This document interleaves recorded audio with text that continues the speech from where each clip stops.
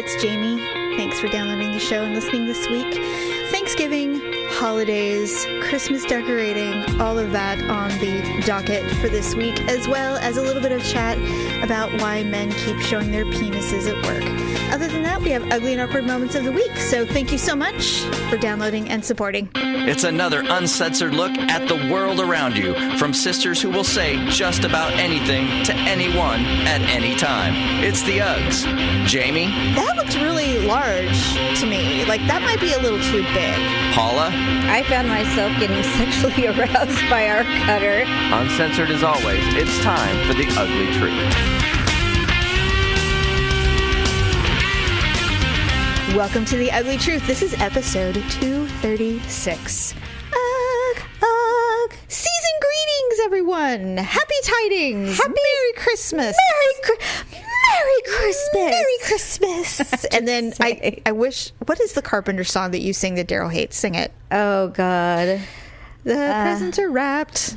What is it? I know it. You just caught me off guard. I'm sorry. I'm Christmasing without you. I'm going to post it on Facebook just because I know Daryl and you love it. Oh, my. He hates the Carpenters so much. We're a little far away from Christmas, so... Oh, it's a little too soon for the Carpenters torture? Yeah, it's not cold enough outside. I don't have my blanket. It's just... Yeah, that's true. Christmas portrait by the Carpenters. God, she must have been freezing in that video. Well, she didn't have much body fat. So, That's what I mean. I would imagine. Oh, this one. Maybe this is it. Hold on. Holidays are joyful. That's it. There's always something new. But every day's a holiday when I'm Christmasing with you. God. Don't you edit that dub. You will play that. Oh, of course he will. It. Yeah, he will. Anyway, so welcome to the truth. So we took a week off, but we had a cute little favorite things episode that you probably heard. Many of you clicked and purchased, so thank you very much for that. Keep doing that, though. That would be great. Yeah, keep on keeping on. Keep on buying stuff. Anyway, we tried maybe attempt to celebrate Thanksgiving together this year, but I waited too long to ask, and you guys already had plans. And Jamie, I can't tell you how many years I've been cooking Thanksgiving by myself. Like, I know. Every year I just I'm like, how many days do you have to wait before you thaw the turkey and all that? We were just talking about it, and yes, it was just going to be so blasé. And then I know what it was. We saw our niece and her boyfriend, and yes. I said, hey, I'm like, what are you guys doing for Thanksgiving? She's like, we don't have any plans. I'm like, you guys should come over. And as soon as I said that, Victor's like, wait. He's like, we might have plans. I'm like, what? What do you mean we might have plans? You guys always do his family. Always. I know. It's like, it's always been his side of the family. For Thanksgiving, for some reason. I don't know. I think we did a Thanksgiving one time at my old house, but... That was not officially Thanksgiving. That was Victor came home from Afghanistan. Oh. And we did a... Okay. I do remember, because I remember going to it, but it was a little either late or early. It was not on actual Thanksgiving, because...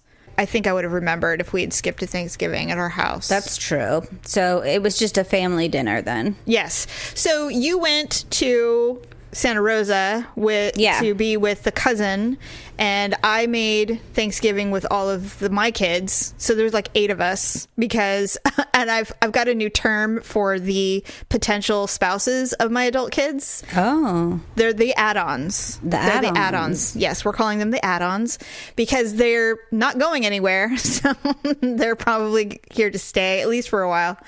So, yes, we had my kids and the add-ons. And, of course, Daryl. Of course, Natalie, Daryl's daughter, lives in Virginia, so she did not attend. But Daryl is so mean. He always sends video or FaceTime of our event and sends it to her.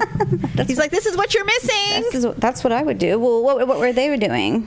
For I think they made their own Thanksgiving, just the 2 of them. Aww. apparently her husband lost his ring during the process of making the turkey, and they were sure that he put it in the stuffing and it was in the bird.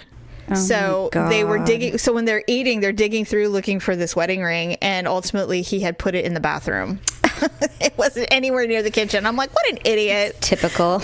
And Natalie was really mad because she's like, I couldn't even enjoy my stuffing. Like, I was so afraid I was going to eat some platinum ring. Well, they would have found it eventually if they just ate. Right. So anyway, how was it? Did you, I saw your 2-sentence post about you were grateful that they recognized your dietary restrictions. Well, it was so nice because she kept calling and she was saying, you know, do you know if this has gluten in it? Or, you know, because they wanted to be so accommodating because of my allergy, which, you know, usually I can pick and choose something that, you know, is not going to make my stomach swell and make me look like I'm, you know, 8 months pregnant. Of course. And so I thought that was really nice. And dinner was good. The turkey was good. I mean, I don't know. Everything tastes better when you don't have to cook it, I think. So, well, yeah. Well, for sure. I mean, that's your motive. Yeah. To not have to do stuff. You just rather be served. Yeah. So it's in our blood. It's in our blood to be served. Yeah. But I mean, I'm used to cooking Thanksgiving. So, I mean, the thought of not cooking. So I was constantly in the kitchen. I'm like, what do you need? Do you need help? Can I help you? They're like, get out. Yeah. Yeah. And nothing. So, and honestly, cooking Thanksgiving, I don't know if it's just me, but it's kind of like a one-man job. Unless someone's bringing something. I'm with you. I agree. If they're bringing something, great. But I mean, the actual cooking, like the turkey, the filling, and all of it. Yeah, all of it. So Daryl's a helper. So he's always constantly trying to find something to do to help me. And I posted this funny little video on social media the week leading into Thanksgiving. It's like, here's some helpful hints for those who are surrounding the person who's cooking the meal. If the chef says they don't need help when you've asked, get out. Right. And don't back. Keep asking. Don't keep asking. Just stop it. And that's him. And it's like, finally, you know, I said, listen, I will summon you if I need anything at all. I promise. It's usually going to be at the store, so it's not going to be in the kitchen. I absolutely did. I sent him to the store to buy rolls, which he screwed up completely, of course, because no one ever does it the right way. I wanted crescent rolls. I wanted croissant rolls. We always serve croissants, you know, the little pastry, you know, Pillsbury crescent rolls, whatever. We always serve those with Thanksgiving. Everybody loves them because they're super rich and buttery and they're perfect for gravy and all that stuff. Yeah. And I'm like, we have 2, but we need 2 more because everybody eats their weight in rolls at Thanksgiving because of the gravy. Of course. So he comes back with pre-baked, like you have to bake them yourself, rolls in this flat, and then then a different kind of roll that doesn't need to be baked. And I go, what is this? And he goes, well, this is all they had. I go, they were out of crescent rolls. He goes, well, no, they had those. I'm like, well, why didn't you get those? He goes, you said we had 2. And I said, I needed 2 more. Listen with your ears, fool. Right. And of course he goes, that's it. I'm going back. I'm like, no, you're not. We are eating those rolls. Right. He's like, we're eating them. He's like, no, I'm going to do it. I'm going to make it right. I'm like, no, you're not. You're going to live with this. Go watch television. That is funny. Just get out. He's like, do you want some champagne? I'm like, yes. And then leave me alone. So you had a little bit of a younger crowd. We did. Our crowd was more, I would say, of the 55 or better. Oh, mature audience. Well, the good thing is his cousin, he has 2 boys that are basically Ryan and Olivia's age. So perfect. Once they got together, they were off. Thank goodness. Playing and doing all sorts of crazy things. There's nothing worse than going to a family event and being the only children. Oh, God. Bored to death. It would be miserable. It'd be like, Mom, I'm tired. Mom, when are we leaving? We just got here. Shh. They'd be playing with some lame or they'd be touching something they're not allowed to touch because it's a home of adults. Right. What time did you guys eat? Did you eat at like 2:00? We got there at 2, and I think we left by 4. Oh my God, that's fast. We were home by 6 or 7. Wow, so it was kind of nice. Yeah, it was really nice. Well, if you'd come to our house, we were all drunk by 9:00. we were all drunk. It was funny because because I'm making all the food, I get to start drinking whenever I want. So I started drinking champagne around noon, and that went well. It keeps me happy. Champagne is a happy buzz. It just is. It's like beer. It's a beer, but when I drink beer, my beer buzz is I'm super happy. Champagne's the same way. It's a sheer buzz. It's just lovely. And so all the food was complete. I bought a 22-pound bird. Oh my God. How many people did you think we were going to have? Well, I have 3 men at my table, and they all eat heartily. When I took it out of the fridge to dress it and put it in the oven and everything, I wrenched my shoulder because I forgot how heavy it was. And I'm like, God, this is like a toddler. It's like super heavy. So got all that taken care of. The bird turned out perfect. Thank goodness it wasn't dry. And, we just did the usual. I don't do anything weird. We just did, the usual stuffing, mashed potatoes stuff. We all sat around the table, and every year it never ceases to amaze me. We do a cheers before we eat.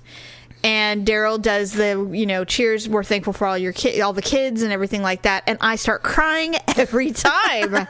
Every time. You're drunk. Yes. And not only that, but you know what? You're right. It is that, because I'm looking around and I'm seeing all my children, and we're in this lovely home. And, now we're adding on with their potential spouses at the table. And I just start crying. I hate it. I've been doing it every time. And so I'm like, I don't know why I cry every time. The doctor said I wasn't even close to menopause. I just keep drinking. And here I found a few revelations. Tyler, my son, loves expensive champagne. Really? It was so funny. He goes, hey, and he brings me his empty flutes later, and he's like, hey, any more of that champagne? I'm like, oh, did you like the Le Rêve, did you? I go, well, it's very nice. And he goes, I could drink this. I'm like, well, you are. You're drinking it. But yeah, it was fun. We did not have that many leftovers. They ate everything. Wow. So you nothing to send home with the kids then, huh? I did send home as much as I could with them, but I didn't want to send it all home because I like to have leftovers in the next day. I sent, we saved a couple things. Did you miss that? Did you get sent home with food? No, and I was kind of disappointed. I mean, I wasn't expecting it, but I was just like, so this is what it's like to go to someone's house for Thanksgiving. I leave with nothing. Yeah, you bring a pie and you leave with your family, and that's it. Right. Well, what you could do is you could always just do one. Maybe do turkey for your Christmas or something. Yeah, I guess I could. I haven't punished myself enough in life, and so I can do a turkey. God forbid I should attempt a ham. I don't even know what that's like. Actually, those are really easy because you're just heating them up.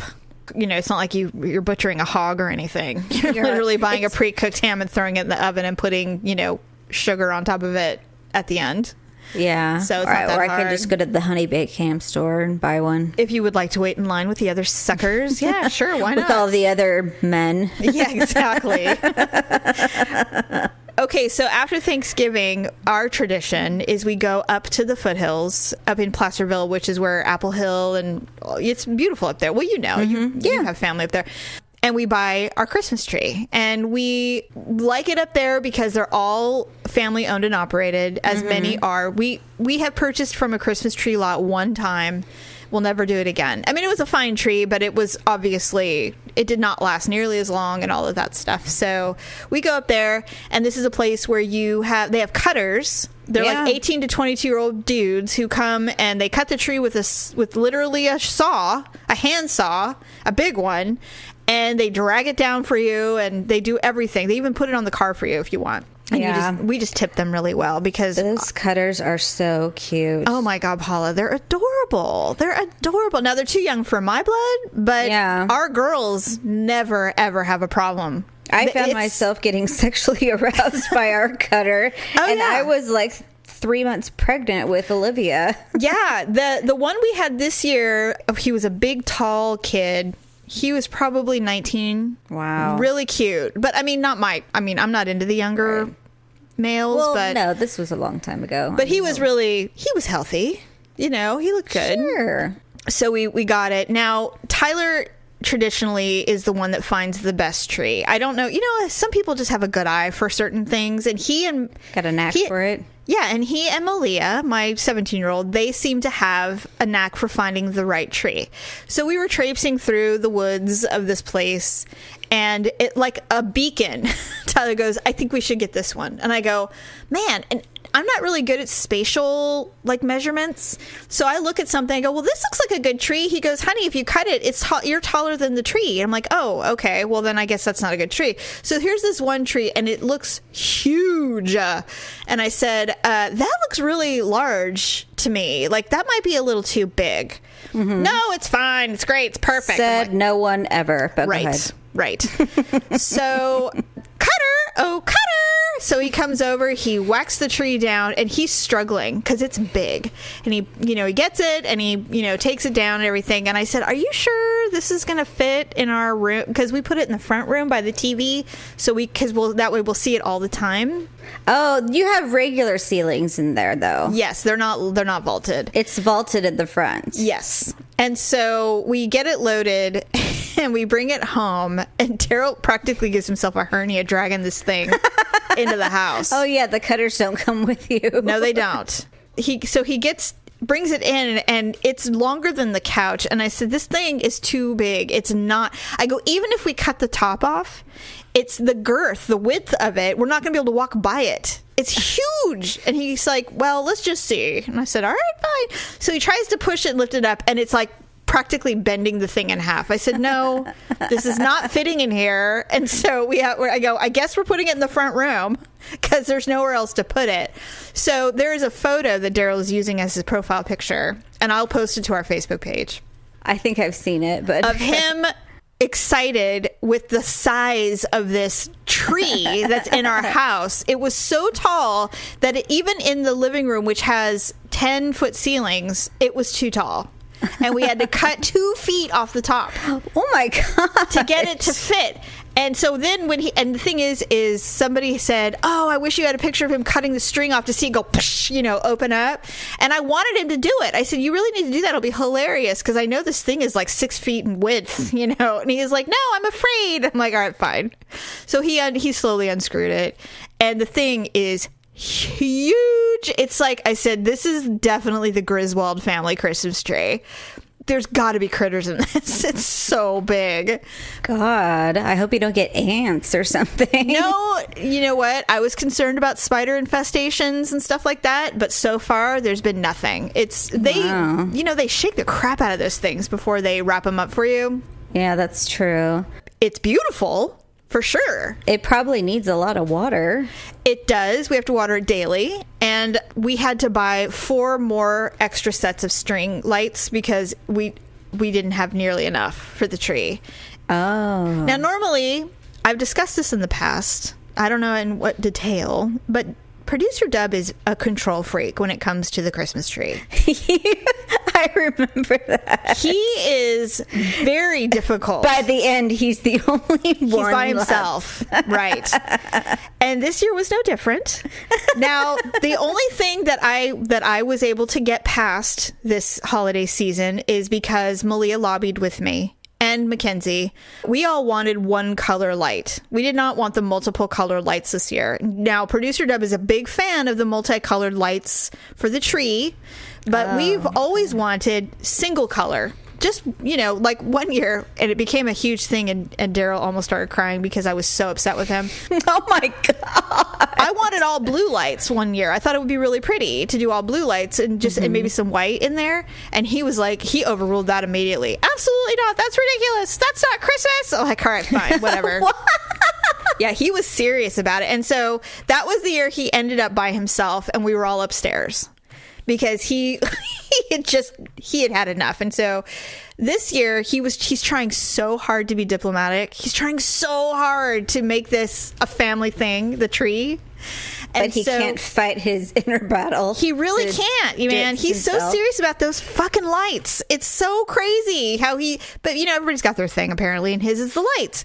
So we bring the tree in, it's set up.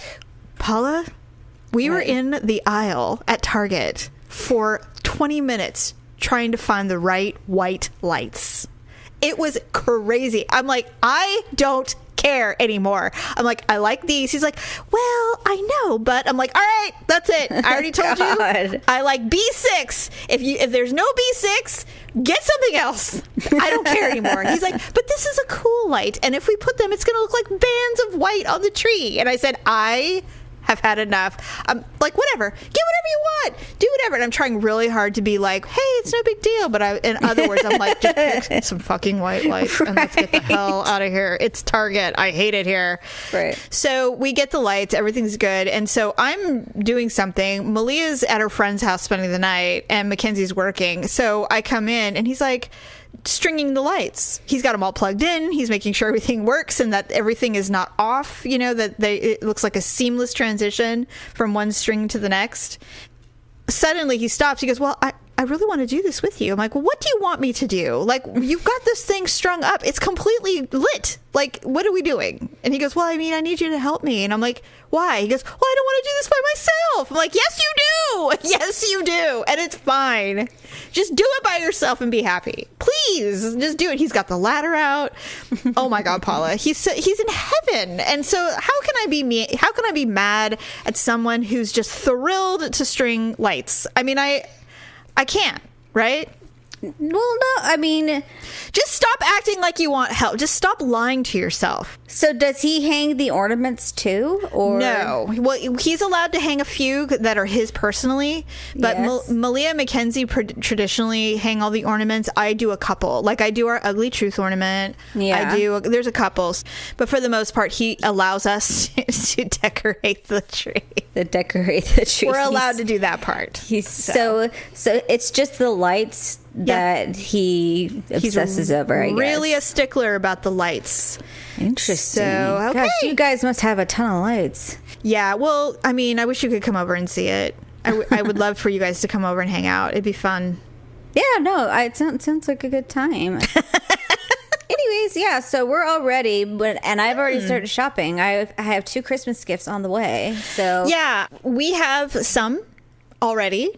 Like under the tree? No, we don't do that. We put them under the tree Christmas Eve.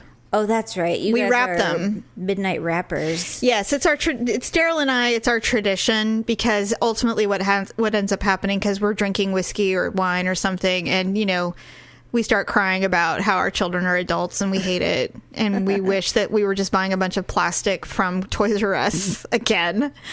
But we go, it's the same conversation we have every year, and it's like, and then at some point someone mentions that someday we'll be able to buy plastic because we'll have grandchildren. And then of course, Daryl usually is the one to say, not now, not yet. Yeah, really. And I'm like, yeah, I know what you're saying. But what I'm saying is that hopefully there will be a time when we get to do that again and it'll be really fun. But who knows? I'm not there with you yet, but yeah. I had, both kids made Christmas lists. I showed them how to use Amazon and make a Christmas list.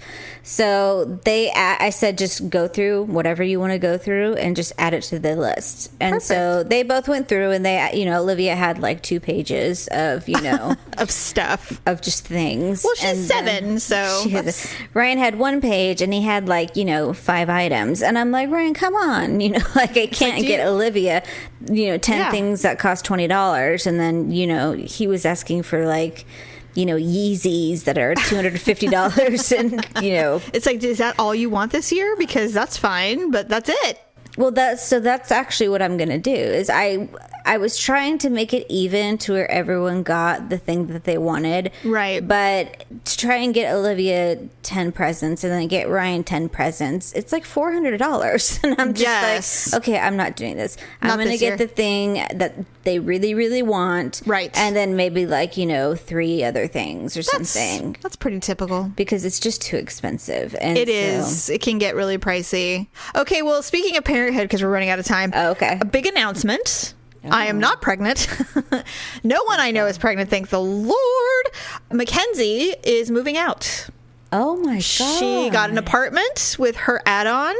They move out next week. Wow, this sounds serious. I know. I'm beyond unhappy about it, but I mean, I was telling Why Daryl, is he a bad person? No, he's a really good person. It's not him at all.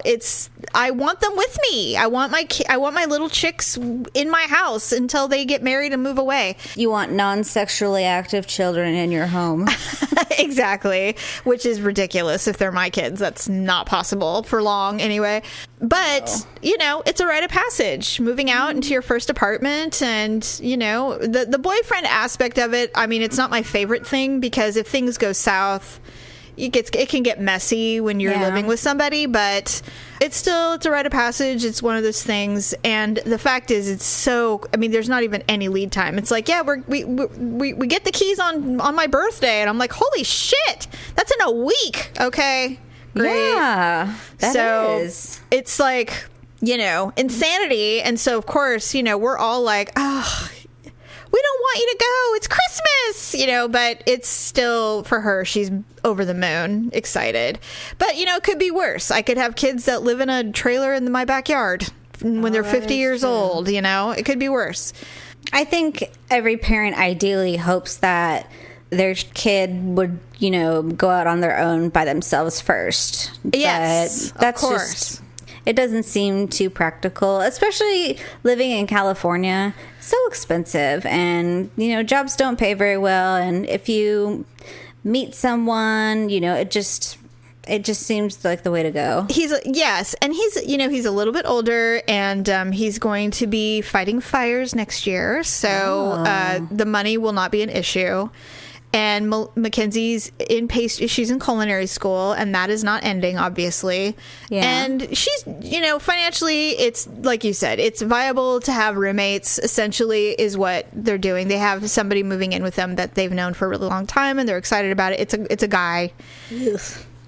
But he's not there for long. I don't like roommates. Well, no one does. But I've never lived anywhere where I needed to have a roommate, so I'm kind of grateful for that. Yeah, my first roommate was my best friend, and it did not end well because of money. But luckily, we're still best friends, and we worked it all out. But, it can get uncomfortable, I guess, is the thing. But the actual living together was a piece of cake. But it just, when you start doing the finances, and I was super irresponsible. But I was also 18. I was so young. I mean, I knew nothing of the world. But I think it's going to be great. I think they're going to have a blast. There's nothing like bills to keep you sober and on the up and up. So I think it's going to be a good thing for her. I'm happy for her.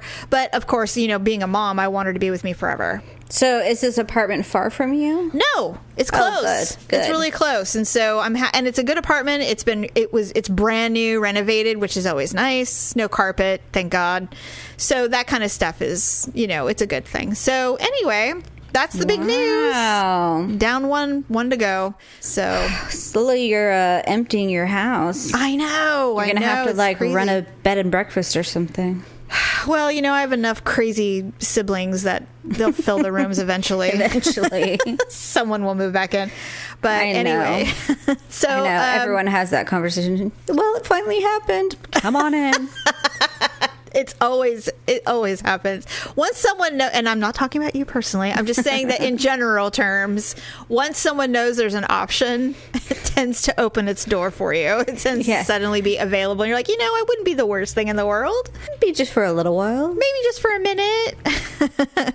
So let's do our ugly and awkward moments of the week.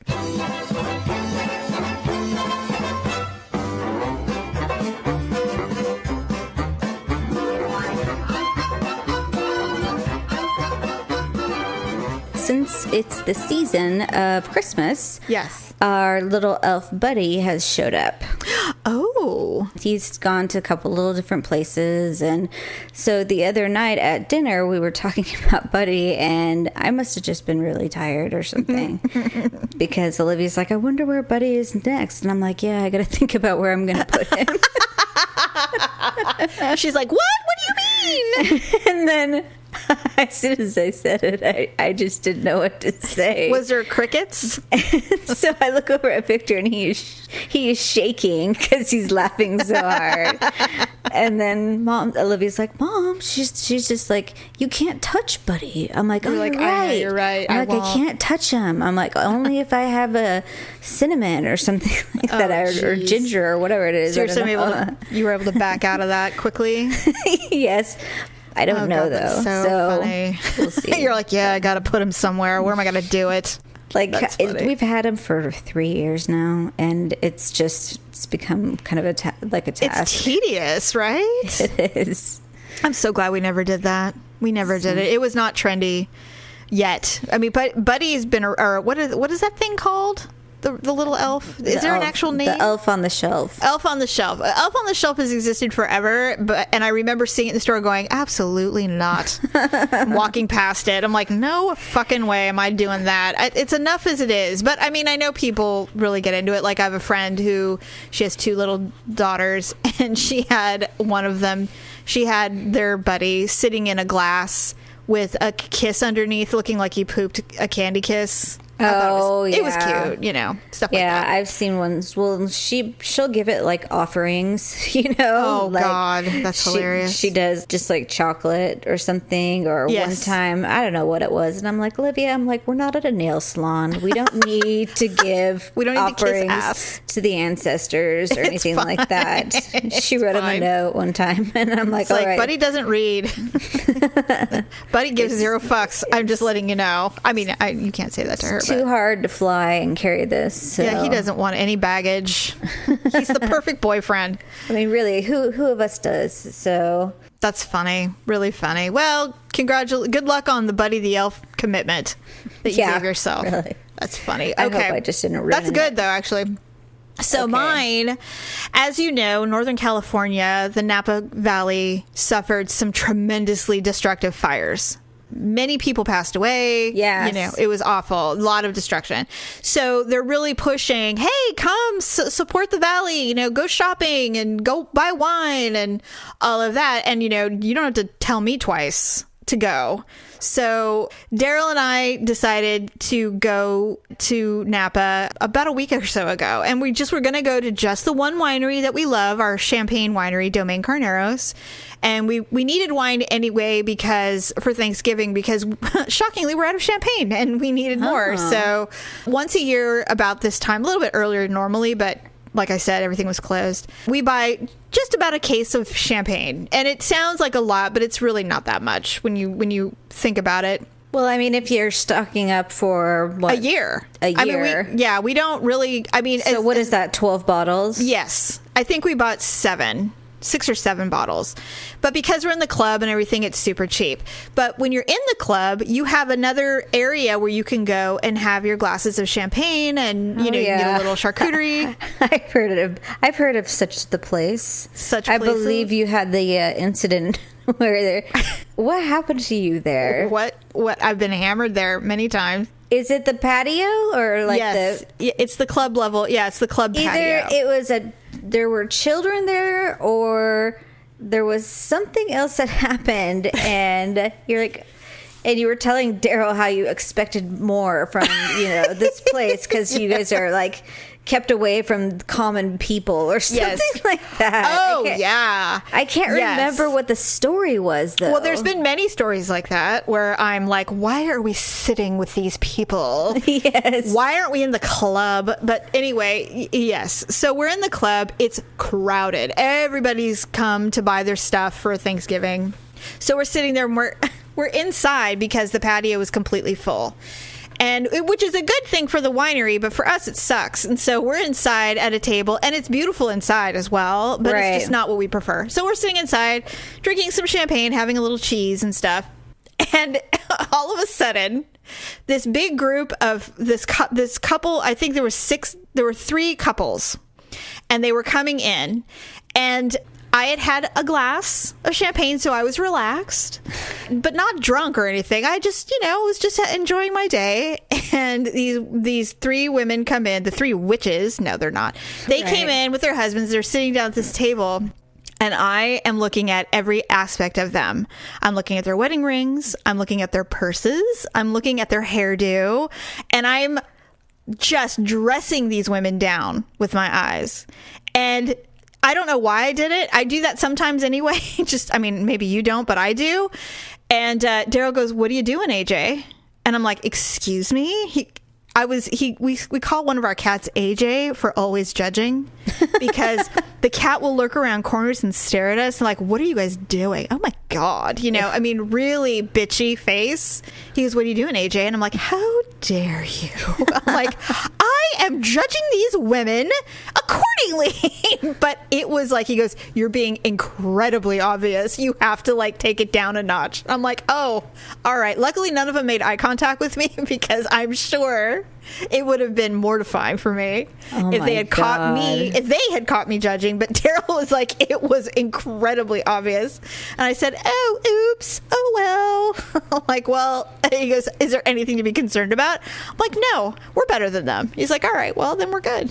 But it was embarrassing. It was embarrassing to get caught judging other women, which honestly, we all do it. We all do it. Everybody sizes people up. Everybody. All the time. And I'm usually not that. I'm a little more covert, but not this time.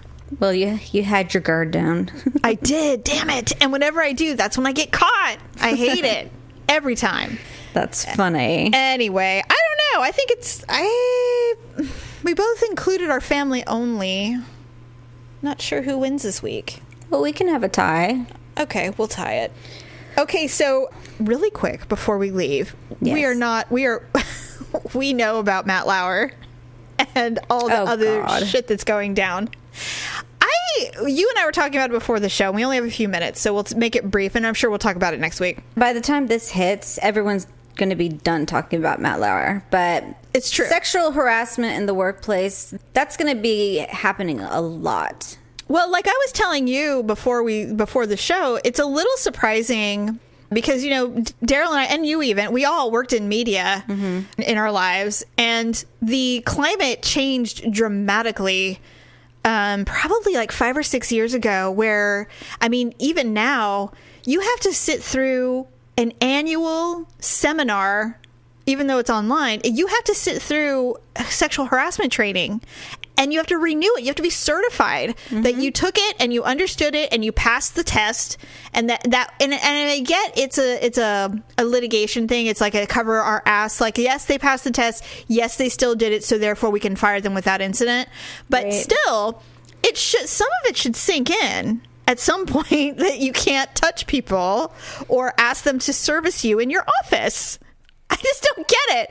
I think what happens, and I actually have dealt with a person like this before, where when you reach a certain level, or when you're perhaps the owner or a senior manager, or maybe Matt Lauer, I don't know, you just don't think that those rules apply to you. That's because true. You're untouchable somehow. Basically, like, if you're the owner of a business, you can be flirtatious, or you can, and maybe the person is a little reciprocal. I'm not suggesting that the person's at fault, because things can carry on for a long time, but then the minute the person says, "I don't want to do this anymore," and the person keeps perpetuating their advances, then it's considered sexual harassment. And I know it's messed up, but that is the case. Well, there has to be a line drawn at some point, because it is true that someone could be completely dense and not think of it as flirting or any kind of innuendo, and then suddenly somebody takes a next level step, and you're like, whoa, hey, what's going on? You're like, what do you mean? We've been doing this for a month. What? Yeah. I'm married or whatever. Or think about coworkers who date in the workplace. That's terrible. It's a terrible idea. One, because if you break up, then you have to work with your ex-boyfriend or girlfriend. Right. And then two, if you break up and the other person just won't let it go. Right. They are actually sexually harassing you. That's right. And so, but in the situation we're seeing with all these famous people, they just really believe that they're unstoppable. And I know, it's so strange that they have this kind of power and they have this kind of money. And, you know, if they, you know, I really believe a lot of people can be paid off to for sure not say anything. And that's why these are all coming out now, because they're just like, well, I already got my money. But, you know, why not just, you know, brutalize them? I guess they're Yeah, I agree. But it is interesting that, you know, I saw a little blurb. It's like, you know, all of these beautiful, famous people that are accusing others of sexual harassment or sexual assault, even on some levels. Mm-hmm. Can you even imagine if the average secretary or intern or assistant is enduring all of that stuff? And it did cross my mind when this all started coming out. It's like, it's really easy to be brave when everybody knows your name, or when everybody knows your accuser's name. Mm-hmm. It's real. I'm not saying that I don't feel for them or anything like that. What I'm saying is that, you know, your story and your plight will get traction because of who is involved in your situation. Whereas someone like me or you, I had a guy at work once open my blouse to look down my shirt. I was telling you about it, you know, and it was very quick and brief, but you know, it should have been a fireable offense. Period. You know, or, you know, when someone told you to stand up when you were pregnant so they could look at you. That's sexual harassment. And although there's varying degrees, obviously, and you and I are going to talk about this again because it'll be interesting to see who pops up next week. Yeah. Oh, there'll be someone. And, you know, it's just, I'm wondering if the people that have been sexually harassed, they may not have been touched. They may have just been, you know, exposed to something. Or maybe the person just, you know, kept pestering them. Mm-hmm. And some people, especially if they're working with these people that are, you know, super ego, you know, megalomaniacs, basically. I wonder if they think to themselves, if I can just put up with it until I can, you know, get move to on. The next level. That's what everybody thinks. That's why no one reports anything, because they're like, I just got to get past this. Because, you know, they know that this guy's a big deal. And, you know, I'll get a really good job and I'll never have to see him again. I think what'll be nice is that, you know, men and women will once again be required to behave. Well, first of all, there's always been sexual harassment. It's just now very prevalent because people are feeling brave and you know, starting to talk about it. And I think what's interesting is that now the people who are in charge, like, you know, HR, suddenly they're going to be held accountable, because if all these things were reported and nothing was done because of who it was that was being accused, they're the ones up shit creek. Because they weren't doing their job. Being a former HR manager and like just the Matt Lauer thing. Yeah. I'm shocked. I can't believe that this has potentially gone on for 20 years. And I know. And it's either that they don't have an HR department, or these people are under contract or something like that, like they're W-9 employees or something. Right. I don't know. I'm not clear on why this has never been brought to anyone's attention, or maybe they just didn't tell the right people. I don't really know. It'll be interesting. Everyone should have it. Every company has an HR department. I mean, you can bet that's how you get paid. NBC has an HR department. So. Yes, and a legal department. It's just put an end on it. I'm always surprised by these things that had gone on for a really long time, because if somebody tried to do that to me, like somebody tried to intimidate me. He was a really tall person, former athlete, and we worked at the same company, and I was doing something kind of as a favor for his division, and I was putting something together. It was the end of the workday, and I'm like, I really got to get going. And he's like, well, I need you to finish these. I'm like, well, I really can't. I have daycare. I like literally have to go. You know, I can't stay, but I've done as much as I can do for you. He came over, and I was on the ground on my knees, like doing stuff. And he came over and he stood over me really close. And he goes, you will stay here and you will do this until it's done. And I looked at him and I told him, I'm like, fuck off, back off, I'm leaving. And he ran and told on me to the big boss. He went to the president of the company, and the president of the company came into the office. He's like, yeah, well, you know, you really should probably get this finished. And I said, I'm not doing anything. And if you want to fire me, I will get a lawyer. So how's that? He's like, well, I guess we'll see you tomorrow. Yeah, and he walked away. Right. And I'm like, I'm not saying that I was willing to lose my job. I was willing to lose my job for it, but that's me. There's a lot of people who aren't like that. There's a lot of people who wouldn't do that. Oh, and, there's the mentality of some people who think, like, it's about time women start stepping up. And, and I'm like, women shouldn't have to do anything but exist in their job. They shouldn't have to be protective or threaten. Yeah, they don't need to start stepping up and defending themselves. No, they should never. That's an asinine mentality. Yes, I agree. So I guess that's why I was always so shocked. I'm like, how dare you? Like, who do you think you're talking to? Right. But we're also very different people. I mean, we're not the average gal.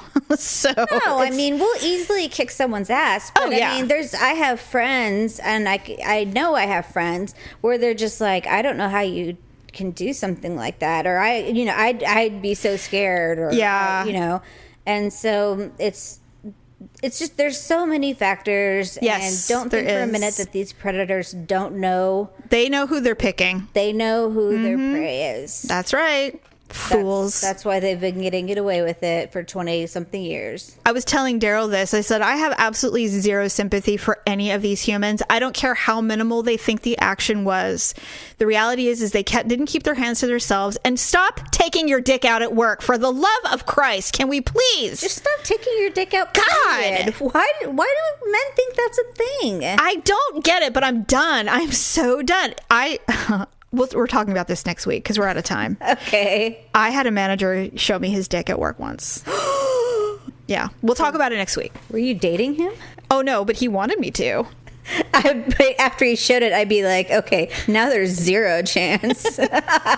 We will discuss. I will tell you the whole thing next week. Okay. So let's close. Oh, and happy birthday, Ugg. Thank you. Your birthday's on Sunday. I know. Happy birthday to you. But you're not in your faux 40s yet. Not yet. I've got You're one not more 40 year. faux. So one more year to be reckless and 30s. All right. And boring. All right. Okay, so thank you everybody for joining us. Thank you for shopping Avon and Amazon. We really appreciate it. There's going to be some great deals on both sites because it's, Christmas. Merry Christmas, darling. I'm going to play that probably tonight. I'm going to do it. We will be back with more gossip and personal stories and seeing what happens next. Who knows? We may not even be here. Maybe North Korea bombed us after all. So enjoy your holidays, everyone. Enjoy. What was that?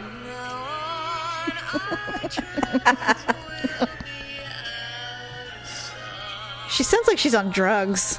Well, out of sight. I don't think she was on much of anything. Like not even food. like the dew from a leaf. That's about it. Maybe. I don't know what she was like a Tinkerbell or something. God, she ate like a bird. All right. Well, thanks everybody for joining us. We'll see you next week. Bye. That's a wrap. But make sure to watch your podcast feed for all the screw-ups and edits from this episode and what we call Ugly Cuts. And then we'll have a brand new full episode for you next week. Thanks for listening and sharing the show. See you next time on The Uglee Truth.